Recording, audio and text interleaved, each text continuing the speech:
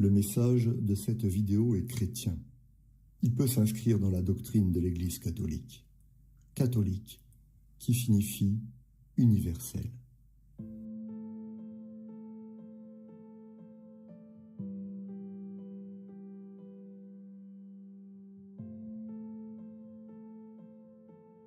Dans les premières années de notre vie, nous expérimentons de nombreuses émotions.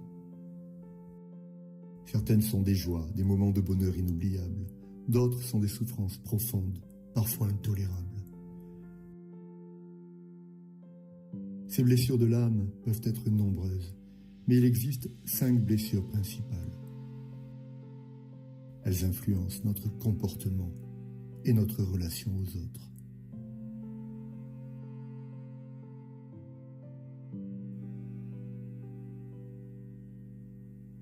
La première est le rejet. On se sent indésirable, pas accepté. Cela peut mener à l'isolement, à l'auto-rejet, comme à la peur d'être rejeté.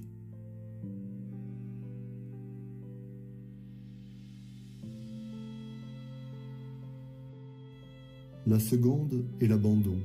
On a vécu un manque de soutien ou de présence consolante. Cela peut générer une dépendance affective. Quand mon père et ma mère m'abandonneraient, l'Éternel me recueillera.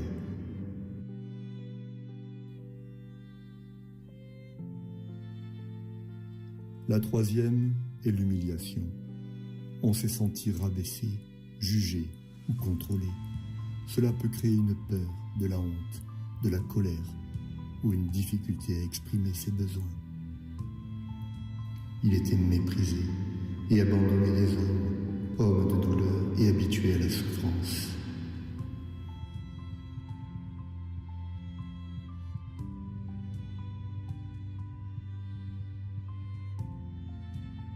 La quatrième est la trahison. On a perdu confiance à cause de promesses non tenues ou de mensonges. Cela peut mener à un besoin excessif de contrôle, une soif de loyauté. Même l'ami avec qui j'étais en paix a levé le talon contre moi.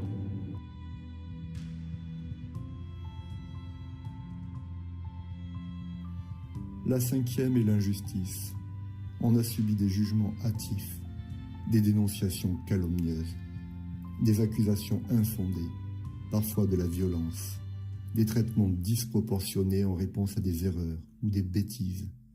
Cela peut engendrer des réactions douloureuses, de l'amertume, du désespoir. Il a été maltraité et opprimé, et il n'a point ouvert la bouche.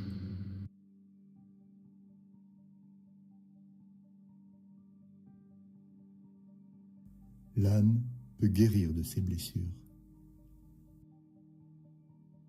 Mais tant qu'elle n'a pas guéri, elle conserve des cicatrices qui sont des portes ouvertes. L'âme reste alors très vulnérable aux autres. L'adversaire utilise ses blessures pour faire souffrir l'âme. La tentation du désespoir, comme toute autre tentation, sont des attaques spirituelles ou flèches.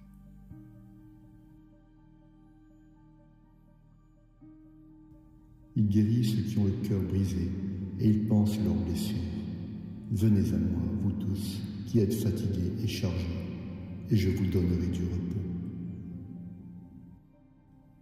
La parole de Dieu ne nie pas la souffrance de l'âme.